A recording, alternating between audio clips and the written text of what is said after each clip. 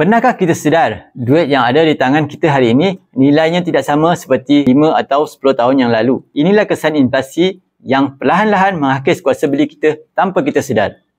Inflasi bermaksud harga barang dan perkhidmatan meningkat dari semasa ke semasa. Kita boleh lihat dengan mudah, kos makan tengah hari yang dahulunya hanya RM5, hari ini mungkin sudah mencecah RM10. Salahnya, simpanan tunai di bank tidak mampu menyaingi kadar kenaikan harga ini. Walaupun jumlahnya nampak sama, kuasa belinya semakin kecil. Itu sebabnya jika semua simpanan kita hanya disandarkan pada wang kertas, kita sebenarnya sedang kehilangan nilai setiap tahun. Di sinilah emas memainkan peranan penting. Sejak beribu tahun, emas terbukti mengekalkan nilai sebenar. Dengan 1 dinar emas, lebih 1000 tahun yang lalu, kita boleh membeli seekor kambing. Dan sehingga hari ini, 1 dinar emas juga masih mampu membeli seekor kambing.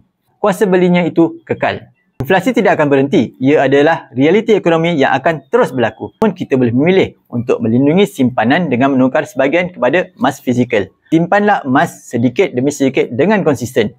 Ia bukan soal cepat kaya, tetapi soal menjaga nilai harta yang kita kumpulkan dengan susah dan payah. Dengan cara ini, kita lebih bersedia menghadapi masa depan yang semakin mencabar.